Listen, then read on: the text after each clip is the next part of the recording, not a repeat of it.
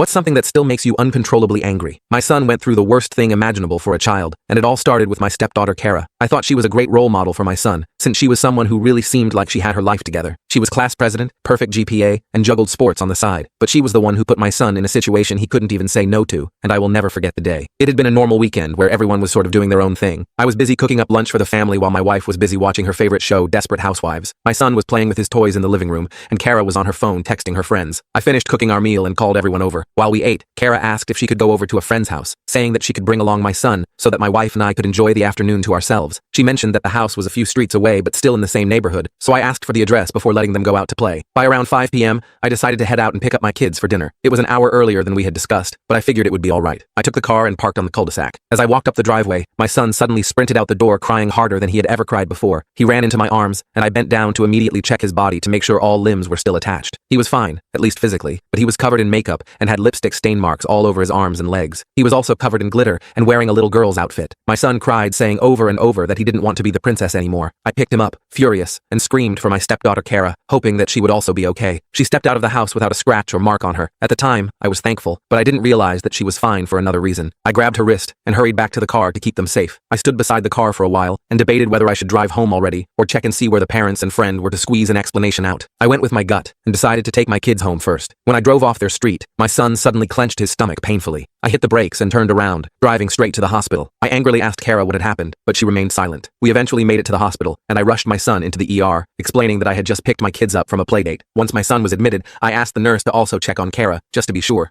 They took her away to another room while I waited on a bench in the lobby. I sank my head in my hands, lost in thought when a doctor suddenly approached me to talk about my son. The doctor asked me several questions to confirm events, and asked to get permission to perform a more thorough test on his rear end. I broke down on the floor with my heart racing. I agreed to the test, and asked if they could also call the authorities for me to help with the situation. The doctors ran the test, and confirmed that there was bleeding, tissue scars, and DNA found. I rushed into the room and hugged my son closely, apologizing multiple times while tearing up and shaking. I felt so brokenhearted for my son. I forced myself to calm down after a moment, and asked my son for more details. He said, "I played toys with Sissy, and the man, he gave bad dress. I don't like the man. He's bad to me." I asked him who the bad man was, and he said, "The bad dad." The officers in the room wrote the statement, and got permission to speak to my daughter, who confirmed the facts. They sent out others to arrest the guy, but he had already fled to another state. They put out a warning but eventually arrested him after 2 weeks. I visited him once, just to clear things off my chest. He was still smug and confident, but he confessed that he wasn't actually the only one to do things to my son. I asked what he meant, and he told me that my stepdaughter Kara had a bigger role than I would ever know. There was no evidence, but his words really did get to me. Unfortunately, to protect my son, I had to move away from him. My wife came over once a week, but our family was broken beyond repair. We eventually filed for divorce to make things easier. Unfortunately, Kara is living freely without any consequences, but I'm afraid she might do worse things to others in the future.